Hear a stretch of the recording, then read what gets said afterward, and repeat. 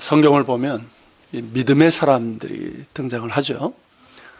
그 믿음 때문에 하나님께 인정을 받고 또 칭찬을 받았던 인물들인데, 이 복음서에 보면은 특별히 이제 예수님께서 그 믿음을 보시고 크게 칭찬하신 사람들이 있어요. 그 중에서 대표적인 사람, 그 사람이 바로 이 백부장이라고 할 수가 있습니다. 자, 먼저 이 구절을 다시 한번 보면요, 이렇게 되어 있어요. 넘겨주셔야 되겠는데, 예수께서 들으시고 그를 놀랍게 여겨 돌이키사 따르는 무리에게 이르시되 내가 너에게 이르노니 이스라엘 중에서도 이만한 믿음을 만나보지 못하였노라, 이렇게 말씀하셨어요. 자, 예수님께서 백부장의 말을 들으시고 그를 놀랍게 여기시면서 그의 믿음을 크게 칭찬하셨다는 겁니다. 일단 예수님께서 놀라셨다는 것이고, 예수님께서 놀라셨다는 것 때문에 우리도 놀라게 되는 거예요. 도대체 백부장이 어떤 말을 했고 어떤 믿음을 보였기 때문에 예수님께서 이렇게 크게 놀라시고 그의 믿음을 이토록 굉장히 노골적으로 칭찬하신 거예요. 이렇게 칭찬하실 수 있었는가 하는 것이죠.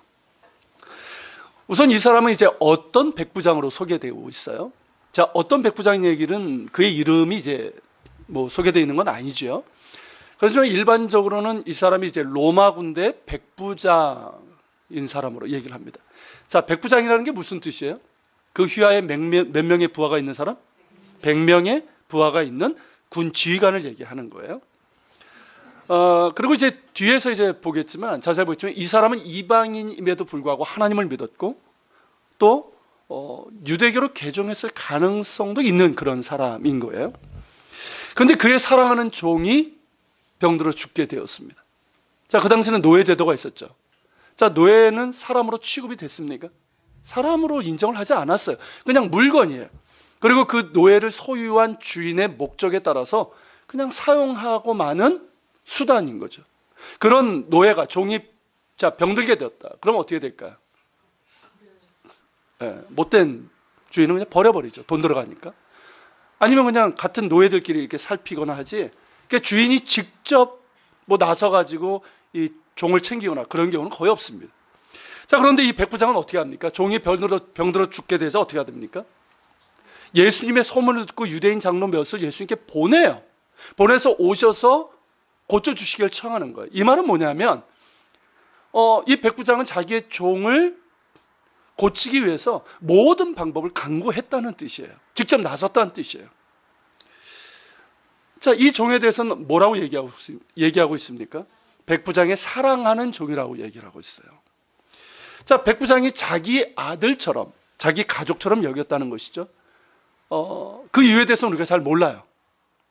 어쩌면 영화 배너에서 나오는 것처럼, 배너 그 장면 기억나십니까? 배너가 이제 노예가 되고, 근데 그 과정에서 로마 그 사령관을 구해내죠. 그러면서 자기 양자로 삼죠. 그런 상황인 건지 잘 모르겠어요. 하지만 이 백부장은 종임에도 불구하고 그를 물건으로 취급하지 않았고 하나의 인격으로 대하고 사랑했다는 거예요. 그를 수단으로 삼지 않고 목적으로 삼았다는 것이죠. 바로 이것이 예수님께서 놀라시고 칭찬하신 첫 번째 믿음이라고 할 수 있어요.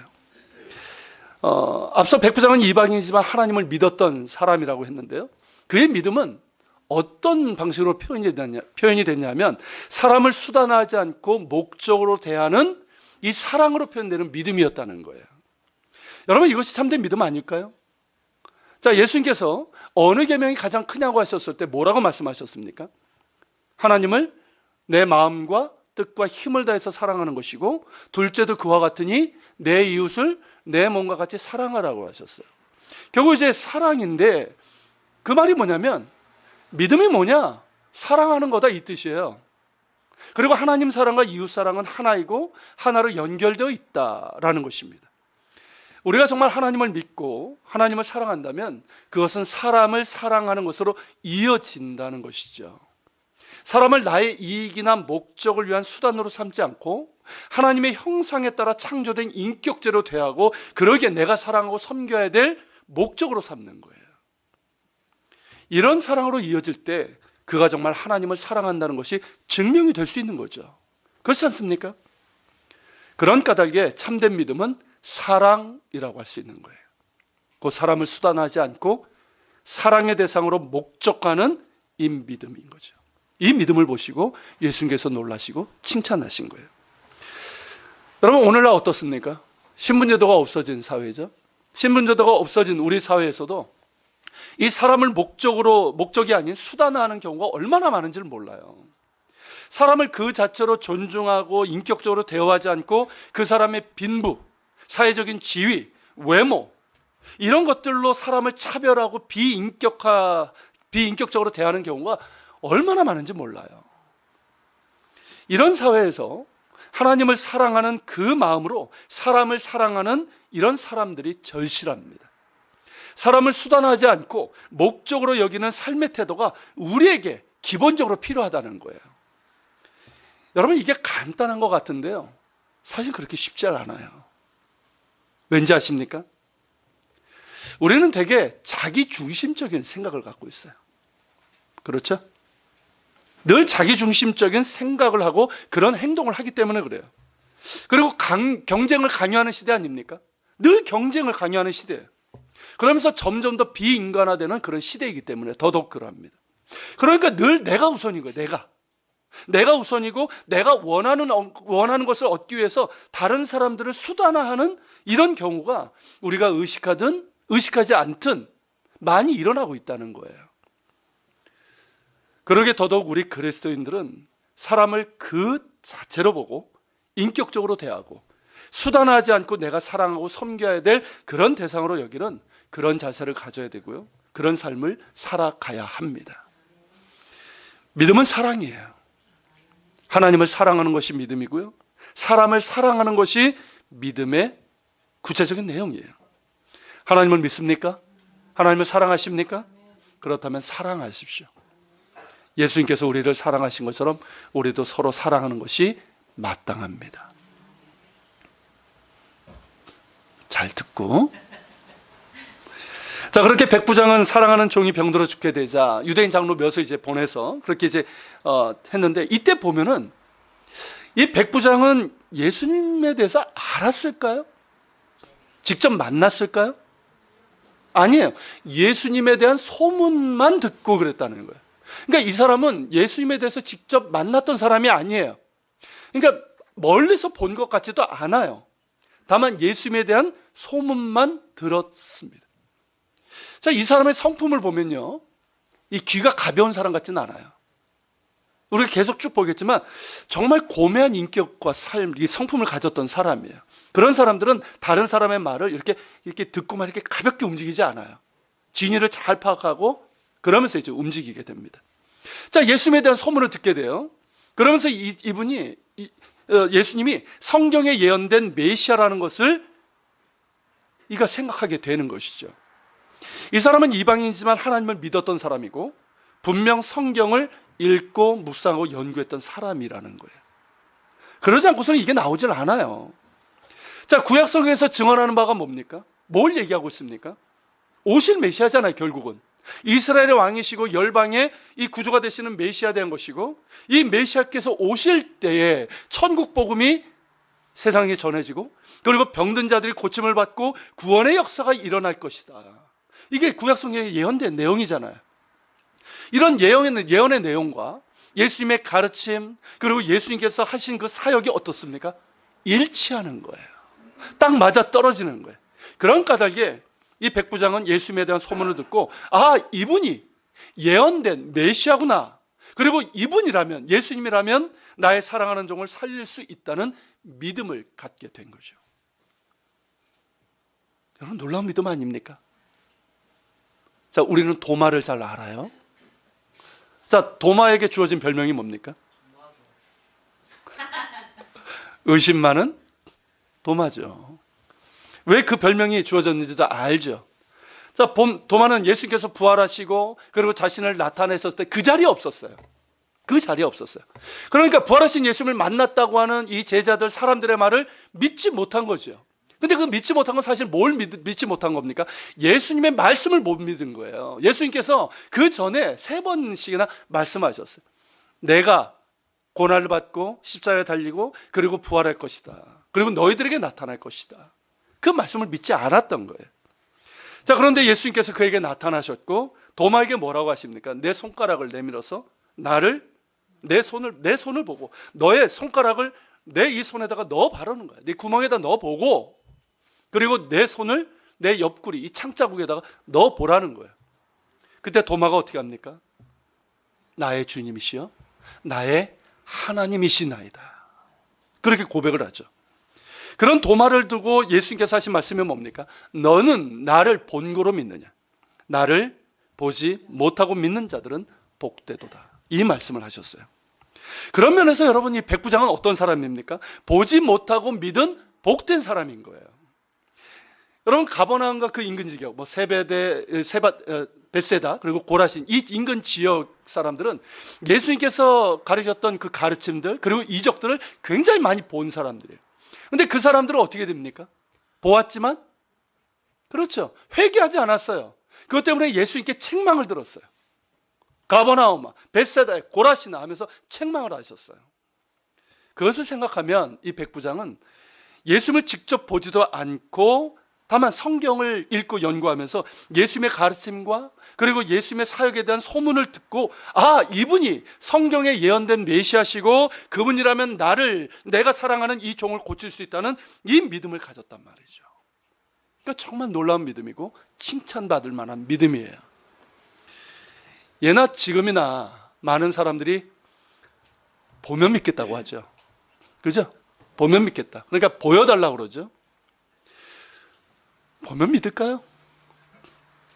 여러분, 성경적으로도 그렇고 성경의 역사도 그렇고요, 지금까지 뭐 하는 경우도 보는 것이 믿음을 보장하지 못합니다. 물론 보고 그런 경험을 하고 믿는 사람도 있지만 100% 보장을 못해요. 보는 그때뿐인 경우가 많아요. 참된 믿음은 말씀을 통해서 주어집니다. 참된 믿음은 말씀을 통해서 주고 말씀에 기초하는 거예요. 믿음은 들음에서 나는 거예요. 들음에서. 말씀을 들음에서 나는 거예요. 말씀을 귀 기울여 듣고 또 읽고 묵상하고 이렇게 배우는 가운데 살아계신 하나님을 만나게 되고 그 믿음도 성장하게 되는 것입니다. 말씀에 기초한 믿음은 견고합니다. 흔들리지 않아요. 말씀에 기초해서 하나님과의 관계를 맺게 되고 말씀의 근거에서 하나님께 기도하게 됩니다. 그러니까 그 기도가 성경적인 기도가 되고 깊게 되는 거예요. 깊은 기도가 되는 거예요. 그리고 말씀대로 이루어지는 체험도 하게 될 것입니다.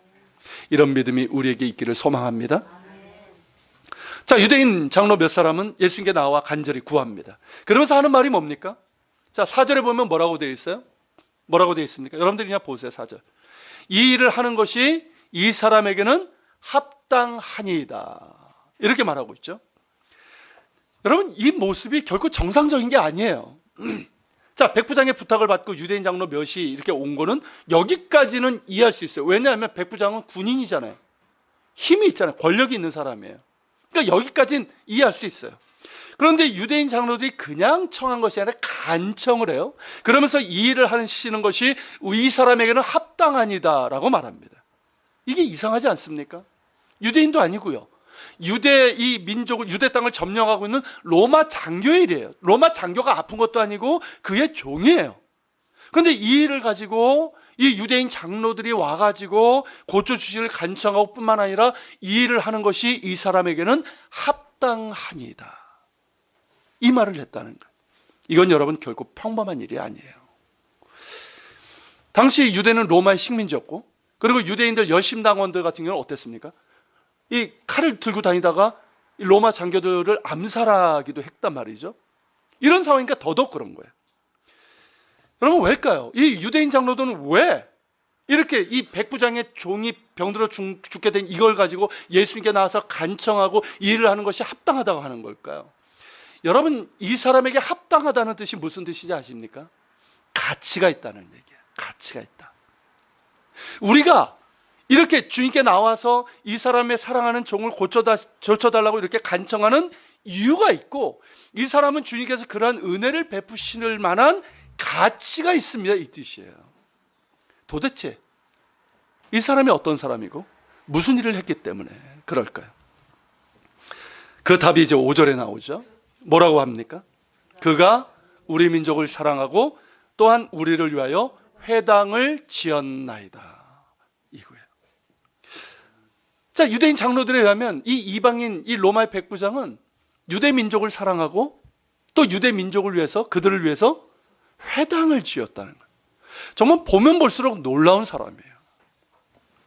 그렇다면 여러분, 이 백부장은 어떻게 해서 이방인임에도 불구하고 하나님을 믿고 또 성경을 아는 사람이 되었고 나아가 유대 민족을 사랑하고 회당까지 지어주게 되었을까요?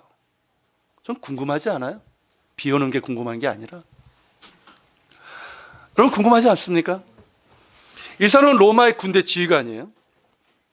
여러분 지배민족의 이 군 지휘관이 이 식민지 백성을 대하는 그 태도는 일반적으로 어떻습니까? 알잖아요. 우리나라 실제로 뭐 일제 치하에 있었으니까. 뭐 열등한 민족으로 굉장히 멸시하죠. 그러면서 이 억압하려고, 힘으로 억압하려고 합니다. 그것이 아니더라도 늘 경계하고 이 힘으로 통제하려고 하는 것이 사실입니다. 유대인들의 경우는 소화되지 않는 민족이라는 별명을 갖고 있어요. 그러니까 계속해서 이 민족의 지배를 받았지만 그들의 어떤 종교적인 그리고 이제 어떤 민족적인 정체성을 지키면서 좀처럼 이방화되지 않는, 그러면서 이 로마 시대는 로마의 정책을 따르지 않는 그런 이제 골치 아픈 민족이었단 말이죠. 자, 그런 유대 민족을 백부장이 사랑을 했다는 거예요. 그냥 평범한 로마인이라면 모르겠는데 로마 군대 이 지휘관이 아닙니까? 그런 그 사람이 식민지 백성, 그것도 유대 민족을 사랑하고 그들을 위해서 회당까지 지었다? 이게 결코 평범한 일이 아니라는 거죠. 뭔가 있을 것인데요. 자, 일단 회당을 한번 보여드릴게요. 한번 내려보세요. 이 회당이 남아있어요. 한 칸 더 내려보세요. 내보고요, 한 칸 더. 자, 굉장히 규모가 크죠? 옆에 건물이 더 있어요. 한 칸 더 내려보세요. 이게 이제 실제 복원한 그림이에요. 복 2층 건물입니다. 그리고 한 칸 더 내려보세요. 자, 여기 잘 보세요. 잘 보시면 밑에 기초로 되어 있는 바위의 색깔, 돌 색깔하고 위에 있는 돌 색깔이 틀립니다. 그리고 이제 글자가 써 있는데 보일지 모르겠지만 위에는 화이트 시나고그로 되어 있어요. 흰색의 회당이라는 뜻이죠. 저기는 4세기 후반에 이렇게 지어진 거예요. 나중에 지어진 거예요. 무너진 가운데서 위에 다시 지은 거예요. 그리고 밑에 있는 까만 게 뭐냐면 예수님 당시의 회당이에요. 회당터인 거죠. 저 회당터 크기가 지금 저 남아있는 회당터하고 똑같아요. 규모가 상당히 큽니다. 그러니까 이 정도의 회당을 건축하려면 수십억 원이 들었을 거예요.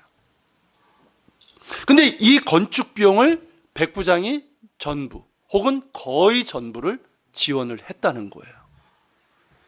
그렇다면 백부장은 둘 중에 하나죠. 첫째 뭘까요? 이 사람은 부자였다. 그죠? 부자였다는 거예요. 그런데 여러분 돈이 많다고 해서 유대인들을 위해서 회당을 지어줄까요? 자기 민족을 위한 것도 아니에요. 이게 정상적인 거예요. 자기 민족도 아니고 그리고 식민 백성인데 식민지 백성을 위해서 그들의 종교적인 건물을 지어주진 않습니다. 이것은 뭐냐면 이 백부장이 하나님을 믿는 이방인이었다는 사실이에요. 이건 분명한 사실이에요.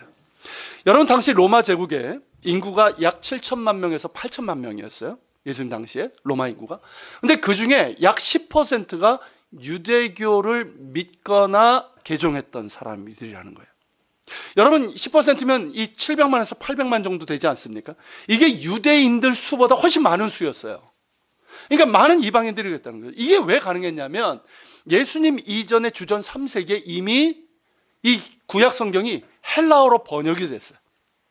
그러면서 헬라 제국에 그리고 이제 로마 시대 때도 로마 제국 전역에 이 헬라어로 번역된 성경이 보급이 됐어요.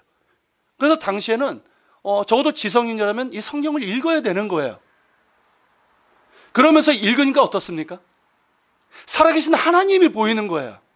그 하나님을 만나게 되고 그러면서 하나님을 믿게 되고 그러면서 여인들의 같은 경우는 뭐 개종이 쉬우니까 그래서 이제 개종해서 회당을 가기도 하고 남자들의 경우는 조금 이제 까다롭기 때문에 개종까지는 안 하더라도 안식일에 회당에 가서 예배를 드렸다는 거죠. 이런 이방인들이 꽤 많았고 이런 사람들을 사도행전이나 사도 바울의 서신에는 뭐라고 하는지 아십니까? 경건한 이방인, 경건한 부녀 이렇게 표현하고 있는 거예요. 그 사람들은 유대인들이 아니에요. 이방인들이에요. 여러분 그러니까 이 백부장도 이런 과정을 통해서 이방인이지만 그러니까 성경을 통해서 하나님을 알게 된 거예요. 하나님을 믿게 된 거예요. 우리나라 교회도 성경이 먼저 들어온 거 아십니까? 성경을 통해서 복음이 전해졌어요. 그래서 하나님을 믿게 되고 안식일에 회당을 가서 예배를 드렸던 그런 경건한 이방인이었던 것이죠. 여러분, 성경을 통해서 하나님을 알게 되면 유대인을 사랑하게 됩니다. 아십니까, 여러분? 여러분, 성경에서 구구절절 말씀하시는 게 누굽니까? 이스라엘이에요. 유대인들이에요. 하나님께서 그들을 택하셨고 그들에게 사명을 주셨지만 그들은 참 목이 곧은 백성으로서 그렇게 불순종했어요. 그래서 하나님께서 진노하셨지만 그 가운데서 어떻게 하십니까? 긍휼을 베푸시죠. 내가 너희를 돌이킬 것이라고, 너희를 회복시키실 거라고. 여러분, 그 내용이 성경이에요. 그런 하나님의 마음을 성경을 통해서 보게 되면 우리 역시 이스라엘의 회복을 구하게 되고요, 유대인들을 사랑하게 되는 겁니다. 비록 초대교회 이후에 예수님을 십자가에 못 박은 이스라엘이 버림을 받았고, 이 교회가 영적인 이스라엘이고 영적인 이 이스라엘 교회가 육적인 이스라엘을 대체했다고 하는 이른바 대체 신학이 우리의 어떤 이 편견, 선입견을 만들어서 그렇지, 여러분, 지금도 성경을 통해서 하나님의 사랑과 그 뜻 가운데서 이스라엘을 바르게 보고 유대인들이 예수님께 돌아오기를 구하면서 그들을 위해서 사랑하는 마음으로 기도하는 그리스도인들이 많습니다. 그리고 점점 많아지고 있어요. 바로 우리 교회가 그 중에 하나입니다. 여러분, 성경을 바르게 보고 배우게 되면 이스라엘 향한 하나님의 마음을 볼 수 있어요. 여전히 하나님께서는 이스라엘을 버리지 아니하셨고 사랑하고 계심을 알 수 있습니다. 예수님을 거절함으로 그들이 떨어져 나갔지만 그럼에도 불구하고 그들을 버리지 아니하시고 그들을 친히 회복시키실 것이라는 주의 말씀을 우리가 볼 수 있는 거예요. 그게 로마서 9장서부터 11장에 있어요. 그리고 하나님의 뜻은 메시아신 예수님 안에서 유대인과 이방인이 한 세 사람이 되어서 한 성령 안에서 한 분이신 하나님께 나아가는 성전, 진정한 교회가 되는 거예요. 그게 에베소서 2장에 있죠. 여러분, 예수님 안에서 이방인과 유대인이 한 세 사람이 된다. 그게 우리 예한교회 이름 뜻이에요. 아십니까? 네이버나 이렇게 검색하면 예한교회가 둘이 있더라고요. 저희 송파에 있는 교회는 예수님 안에서 하나예요. 근데 우리는 예수님 안에서 한 세 사람이에요. 에베소서 2장의 말씀을 토대로 지어진 거예요. 여러분, 이러한 주님의 마음을 우리에게 주시고 우리가 또 이스라엘 품고 기도하게 하시고 또 유대인들의 회복을 위해서 우리가 기도할 수 있다는 것이 얼마나 감사한지 모릅니다. 할렐루야. 여러분, 저는 아시겠지만 이스라엘을 사랑하고 유대인을 사랑합니다. 단지 제가 이스라엘에 살았고 어떤 사역을 해서 그런 게 아니에요. 제가 성경을 알면 알수록, 그리고 성경을 연구하면 연구할수록, 성경을 통해서 하나님을 알면 알수록, 그리고 제가 예수님을 사랑하면 사랑할수록 저는 이스라엘을 사랑하게 되고 유대인들을 사랑하게 됩니다. 저뿐만 아니라 우리 모든 교우들이 하나님의 마음으로 이스라엘 품고 예수님의 사랑으로 유대인들을 사랑하며 그들이 주님께 돌아올 수 있기를 기도할 수 있는 우리가 되기를 소망합니다. 한 가지 말씀을 드리는 것은 지금 이제 이스라엘에 그 이스라엘 성소공회라는 게 있어요. 이게 예수님을 믿는 유대인들, 메시아닉 유대인이라고 그러죠. 그 사람들이 이제 만든 선교 단체입니다. 그래서 신약 성경을 히브리어, 아랍어, 러시아로 번역을 해서 그리고 이제 각종 전도 그런 책자나 이런 것들을 만들어 가지고 이 선교 사역을 하는 단체고, 거기 대표인 빅터 칼리셔가 이스라엘 있을 때 저하고 이제 동역을 했던 분이기도 해요. 근데 이 이스라엘 성소공회가 예루살렘과 텔아비브 두 개 있는데 이 텔아비브에 있는 성소공회가 지금 쫓겨나게 됐어요. 원래 계약이 있는데 선교한다는 거죠. 그것 때문에 쫓겨나고 법정에서도 불리한 이익을 받았어요. 불리한 판정을 받았어요. 그래가지고 이제 새로운 자리를 찾아야 되는데 이게 쉬운 게 아닙니다. 근데 이 소식을 제가 이제 한인 이스라엘 선교회라는 단체가 있는데 거기를 통해서 이제 저한테 왔어요. 동역하고 있는 단체인데, 그러면서 이제 그 이스라엘 성소공회가 이 새로운 터전을 찾기 위해서 그들을 좀 돕는 씨앗 헌금을 이렇게 좀 모금하고 있다는 거예요. 근데 이제 그걸 이렇게 보면서 그런 부담감이 오더라고요. 사랑하면 부담감이 생기잖아요. 그래서 우리 교회도 많이는 못하지만 우리가 이제 넉넉지 못하기 때문에 우리가 일부 좀 참여를 하려고 합니다. 그리고 여러분 기도해 주세요. 우리의 기도와 이 사랑이 정말 씨앗 헌금으로 그렇게 돼서 정말 이스라엘 성소공회가 텔아비브에 새로운 장막을 얻고 더 힘을 얻어서 유대인들과 아랍인들에게 복음을 전할 수 있는, 예수님을 전할 수 있는 그런 사역을 능히 감당할 수 있도록 기도해 주시기를 바랍니다. 자, 이렇게 우리가 성경을 통해서 하나님을 알고 하나님의 뜻을 알고 그리고 하나님을 사랑하게 되면 이스라엘 품게 되고 유대인을 사랑하게 되는 거예요. 백부장 역시 그랬던 사람인 거예요. 이해가 되십니까? 이방인이고 군대 지휘관이지만 성경을 통해서 이스라엘 향한 하나님의 뜻을 알게 된 거예요. 그 마음을 알게 된 거예요. 그러니까 유대 민족을 사랑하게 된 거예요. 이게 자연스러운 거예요. 이건 여러분 유대인뿐만 아니라 우리가 여러분 선교 이제 다른 선교지 이제 갈 때도 똑같아요. 하나님의 사랑이 우리 가운데 있으면 사랑하게 되는 거예요. 그리고 그들을 위해서 이 사람은 어떻게 합니까? 어떻게 보면 자신을 위한 것도 있죠. 그렇죠?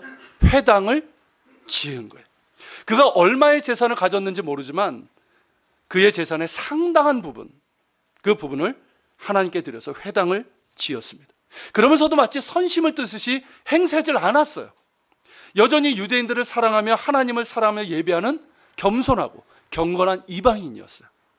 정말 놀라운 믿음이에요. 정말 놀라운 믿음이고 정말 고매한 인격을 가진 사람이에요. 정말 칭찬받을 만한 그런 믿음 아닙니까?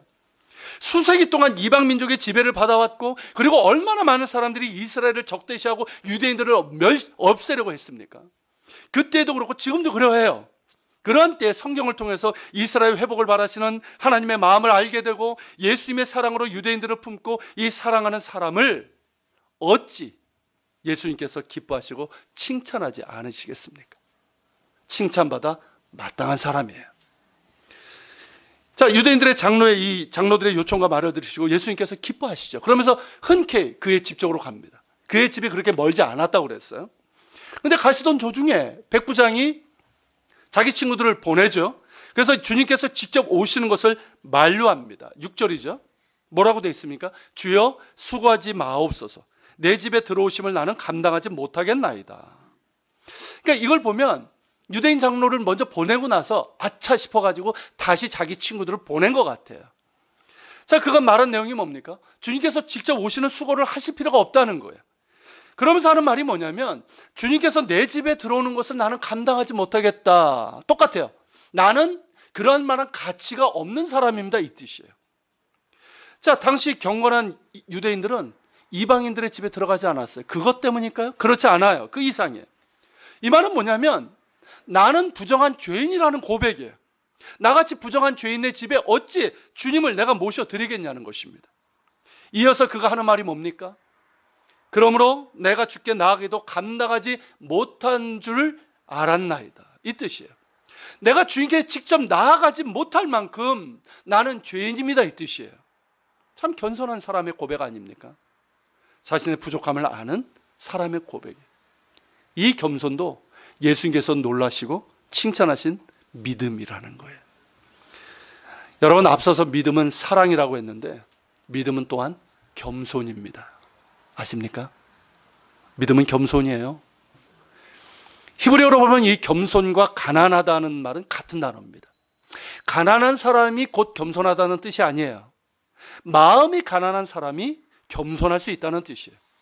이미 누가복음 강해를 하면서 여러분들과 이제 이에 대해서 나눴는데, 자, 마음이 가난하다는 건 뭡니까? 마음이 가난하다? 하나님의 긍휼을 구하는 마음이 있다는 거예요. 그 속에 내가 죄인입니다 하는 이 자백이 있다는 거예요. 이게 겸손이에요. 아십니까? 나는 하나님 앞에서 죄인이고 부정한 자이기 때문에 하나님의 용서의 긍휼이 필요하다는 것이고 그 은혜를 구하는 것이고 또 하나님의 은혜 없이는 내가 살아갈 수 없다라는 것을 주님께 고백하며 도우심을 구하는 이 마음, 이게 마음이 가난한 것이고요. 이 마음이 있는 사람이 겸손할 수 있는 거예요. 백부장에게 이 겸손이 있었다는 것이죠. 자, 자신의 신분은 군대 백부장입니다. 높은 신분이고 권력을 가졌고 또한 부자였고 유대인들에게 존경을 받았어요. 자, 이 정도면 어떻습니까? 자기를 어떻게 좀 높여도 뭐라고 안 해요. 그래서 뭔가 이제 행세를 부릴만 하지 않습니까? 아니면 뭐 이렇게 당당하게 예수님께 갈 수 있잖아요. 근데 이 사람은 뭐냐면 여전히 예수님이 누군지를 아니까 여전히 나는 부정한 죄인이고 아무것도 아니게 감히 주님 앞에 나갈 수 없고 또 주님을 내 집에 모셔드릴 만한 나는 가치가 없는 사람입니다. 이 고백을 하고 있는 거예요. 정말 마음이 가난한 사람이고 주님의 은혜를 구하는 상한 심령이 있는 사람입니다. 이 겸손한 믿음이 예수님을 놀라게 했고 칭찬받은 믿음이 된 거예요. 스스로 높이는 자는 낮아질 것이고 겸손히 낮추는 자는 주님께서 높이시고 칭찬하십니다. 여러분, 백부장의 겸손은 놀라운 믿음으로 이어지게 됩니다. 그리고 그의 믿음의 하이라이트가 어디냐면 7절 하반절부터 8절까지예요. 좀 따로 좀 앉았으면 좋겠다. 응? 자, 7절 하반절부터 8절인데 한 칸 내리면 돼요. 자, 같이 읽겠습니다. 말씀만 하사 내 하인을 낫게 하소서. 나도 나의 수마에 든 사람이요 내 아래에도 병자가 있으니 이더러 가라 하면 가고 저더러 오라 하면 오고 내 정도로 이것을 하라 하면 하나이다. 여러분, 이 말은요 백부장의 지위와 경험에서 나오는 말이에요. 이 백부장은 로마 전체에서 한 중간 정도 되는 군 지휘관이에요. 그러니까 이제 가버나움에서 그 당시에 로마의 총사령관이 누가 있었냐면 이 가버나움이 아니라 가버나움에서 한 80km 떨어진 지중해변에 가이사랴라고 있어요. 가이사랴에 주둔하고 있었거든요. 그러니까 그에게 이제 정기적으로 보고를 하고 명령을 받았어요. 자, 명령을 받으면 어떻게 해야 됩니까? 반드시 해야 되죠. 그리고 자기 휘하에는 100명의 부하가 있는 거예요. 이 부하들 역시 자기가 명령하면 해야 되는 거예요. 이리 가라 하면 이리 가고 이리 오라면 해야 되는 거예요. 그러니까 이러한 자신의 경험과 자기의 지혜에서 나오는 거예요. 여러분, 군대에서 가장 중요한 게 뭡니까? 상명하복이에요. 이 책이에요. 특히 이제 작전, 어떤 전시 때는 이 명령을 따르는 것이 굉장히 중요합니다. 만약에 따르지 않으면 어떻게 될까요? 전시 때 직결 처분되는 거 아시죠? 그만큼 중요한 거예요. 그러니까 자신의 이러한 지위와 경험에서 나온 말이에요. 그러니까 이 백부장은 자신이 이제 백부장으로 가진 권세만 가지고도 이렇게 자기 부하들이 내가 명령하는 대로 하는데 나와는 비교할 수 없는 그 권세를 가지신 예수님께서 그냥 말씀만 하셔도 이루어진다는 그 믿음을 얘기하고 있는 거예요. 할렐루야. 여러분, 이게 얼마나 놀라운 일입니까? 이 백부장은 예수님을 만난 적도 없어요. 그런데 이 사람은 예수님이 누군지 알고 예수님께서 일하시는 방법에 대해서 정확하게 알았던 거예요. 그분의 권세를 알았던 거예요. 그러니까 예수님께서 놀랄만 하시죠. 칭찬하시게 된 거예요. 여러분, 9절 이 말씀을 다시 한번 볼까요? 내려보시고 보세요. 자, 이 말씀에 보면 이스라엘 중에서도 이만한 믿음은 만나보지 못하였노라고 했어요. 자, 이거를 얼마 전에 작고하신 유진 피터슨 목사님의 메시지 성경으로 한번 볼게요. 한 칸 내려보시면 읽어볼까요? 예수께서 크게 놀라시며 동행한 무리에게 말씀하셨다. 하나님을 알고 그분이 일하시는 방식을 훤히 알아야 마땅한 이스라엘 백성 중에서도 이렇게 단순한 믿음은 아직 보지 못하였다. 어떻습니까? 그 뜻을 잘 살려 번역했어요. 자, 백부장이 보여준 믿음은 뭐냐면 예수님의 절대적인 주권에 대한 믿음이고, 그러기에 예수님께서 말씀만 하셔도 나의 종이 나을 것이라는 믿음이에요. 유진 피터슨 목사님은 이거를 이렇게 해석을 했어요. 그러니까 이스라엘 중에 이만한 믿음을 보지 못했다. 이만한 믿음이 뭡니까? 하나님을 알고 하나님께서 일하시는 방식에 대한 믿음이에요. 근데 이스라엘 백성들은 정작 하나님의 백성인데 그걸 몰랐다는 거예요. 그런 믿음이 없었다는 거예요. 근데 반면에 이 이방인인 이 백부장은 하나님을 알고 하나님께서 일하시는 방식을 훤히 아는 그런 믿음이 있었다는 거예요. 이게 놀라운 거예요. 그러니까 칭찬을 받은 거예요. 여러분, 하나님을 알고 하나님께서 일하시는 방식을 안다. 무슨 뜻일까요? 이게 무슨 뜻인 것 같습니까? 하나님의 절대 주권을 아는 믿음이에요.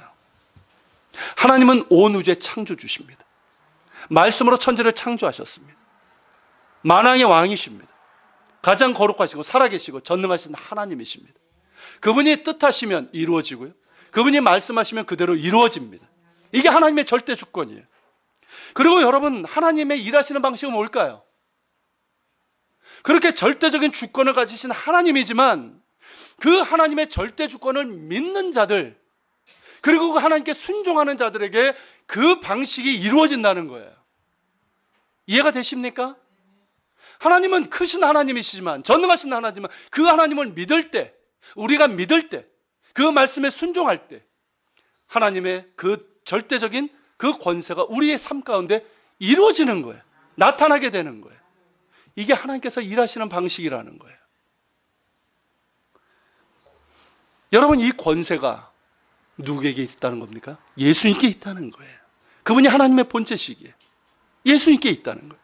그렇기 때문에 여러분, 예수님께서 그 산더미 같은 그 높이로 그 배를 집어삼키는 그 광풍에게 잠잠하라 명령하시니까 어떻게 됩니까? 잠잠하게 됐죠.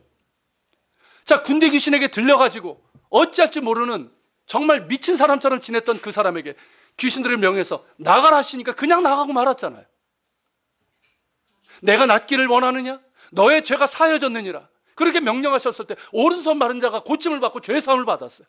수많은 병자들이 고침을 받고 수많은 죄인들이 용서를 받았습니다. 에바다, 열리라. 그렇게 말씀하시니까 귀 먹고 이 말 더듬는 자의 귀가 열리고 입이 열렸어요. 달리다꿈 소녀에 일어나라 말씀하시니까 이미 차가운 신시된 그 소녀가 일어나 걸었어요. 무덤을 향해서 나사로야 나오너라 하시니까 죽은 나사로가 살아서 나왔습니다. 여러분, 이것이 예수님의 절대 권세예요. 말씀하시니까 그대로 이루어지는 하나님의 절대적인 권세입니다. 이 권세를 믿으십니까? 예수께서 말씀하신 게 그거예요. 이스라엘 백성은 하나님의 백성이라고 맨날 떠들어대는데 이 믿음이 없다는 거예요. 어쩌면 우리에게 그런 말씀을 하시는지 몰라요. 교회 다니지 10수년 됐는데 너희가 하나님을 믿느냐는 거예요. 정말 믿으십니까? 하나님이 계신 거 믿는 거 얘기하는 게 아니에요. 정말 하나님의 절대 주권을 믿냐는 거예요. 그분이 말씀하시면 그대로 됨을 믿냐는 거예요. 믿으십니까? 그리고 여러분, 그 믿음은요, 내가 그 믿음을 가지고 순종할 때 하나님의 그런 절대적인 주권이 내 삶 가운데 이루어지는 거예요.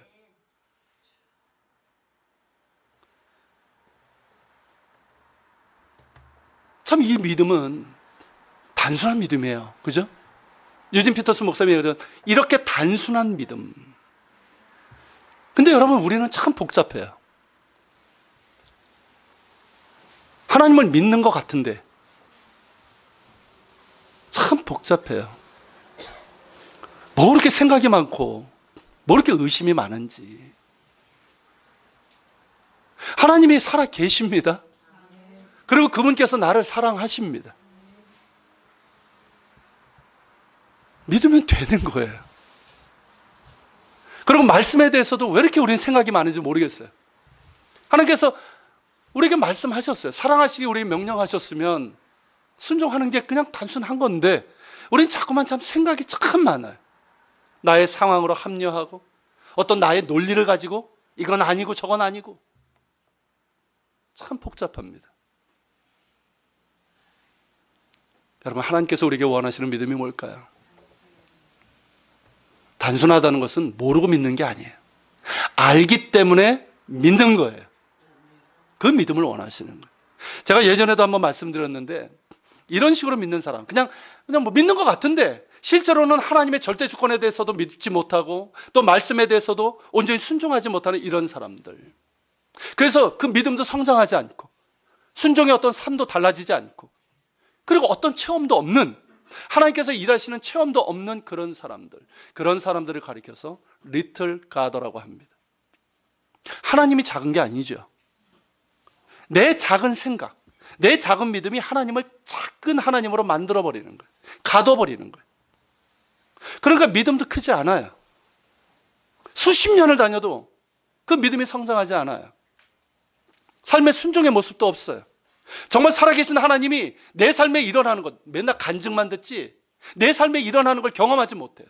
이게 리틀 가더예요. 반면에 여러분, 빅 가더가 있어요. 빅 가더. 어떤 사람입니까? 정말 성경에 말씀하신 그대로 그 하나님을 믿는 거예요. 하나님의 절대 주권을 믿는 거예요. 그리고 그분이 말씀하셨기 때문에 내가 순종하려고 하는 사람이에요. 정말 그 하나님을 믿고 내가 구하는 거예요. 그런 사람에게 하나님의 절대 주권의 행하심이 나타나는 거예요. 그런 사람이 믿음이 성장하는 거예요. 그런 사람이 인격이 바뀌고 삶에 어떤 그 열매들이 나타나게 되는 거예요. 물론 여러분, 우리가 구하는 모든 것들이 뭐 다 응답된다, 그 뜻이 아니에요. 절대 주권이라는 얘기는 응답의 여부는 하나님께 달려있는 거예요. 때로는 거절하실 수도 있어요. 들어주지 않을 수도 있어요. 합당하지 않기 때문에. 그러나 여러분, 하나님께서 우리에게 원하시는 건 뭐냐면 나를 믿으라는 거예요. 믿으라는 거. 내가 성경을 통해서 계시하고 나의 아들을 통해서, 예수를 통해서 계시한 그대로 믿으라는 거예요. 하나님은 천지를 창조하셨습니다. 말씀으로 창조하셨어요. 그분이 말씀하시면 모든 게 되는 거예요. 그걸 믿으라는 거예요. 믿고 구하는 거예요. 말씀하셨으면 나의 어떤 논리, 상황 이런 거 좀 내려놓고 말씀대로 살아보자는 거예요. 그럴 때 여러분, 주의 행하심이 나타나는 거예요. 여러분, 실제로 여러분 간증 들어보세요. 그 놀라운 일들을 행했던 사람, 뭐 무디 같은 사람, 뭐 조지 밀러 같은 사람, 5만 번의 기도 응답을 받았다고는 그런 사람들.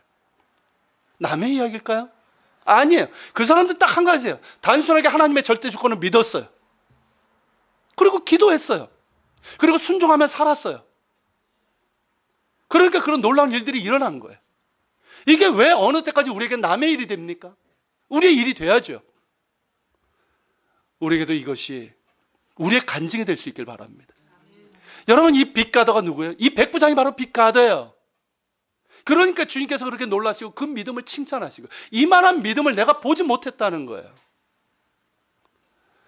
여러분, 이 믿음이 우리에게 있기를 소망합니다. 아직은 우리의 믿음이 작을지라도 하나님의 절대적인 주권을 믿고 나아갈 때 우리의 믿음도 성장하는 거예요. 그럼 우리가 되길 바랍니다. 하나님은 살아계십니다. 할렐루야. 같이 기도합시다. 오늘 말씀을 기억하면서 같이 기도하는 시간을 갖겠습니다. 주님, 오늘 백부장을 통해서 정말 주님께서 기뻐하시고 칭찬받는 믿음이 무엇인 줄 보았습니다. 그는 빅가더였습니다. 정말 예수님 안에서 나타난 하나님의 절대적인 주권을 믿었고, 그리고 그 말씀대로 살아가려고 했던 사람입니다. 주님, 우리가 이 믿음이 있게 하여 주옵소서. 정말 사람을 사랑하는 믿음도 있게 해주시고, 겸손이라는 믿음도 있게 하여 주시고, 그리고 그저 경험만을 쫓는 사람이 아니라, 보는 것만 쫓는 것이 아니라 말씀을 통해서 하나님을 믿는 이 믿음을 주시옵소서. 하나님은 살아계십니다. 그 하나님, 말씀하심에 이루시는 하나님을 믿는 믿음으로 우리가 나가게 해주시옵시고, 주님 말씀하심에 내가 순종하겠다는 이 믿음도 주시옵소서. 그래서 하나님의 행하심이 내 삶 가운데 이루어지는 큰 믿음의 사람들, 빅가더가 되게 하여 주시옵소서. 말씀 기억하면서 기도하며 나갑시다. 같이 기도합니다.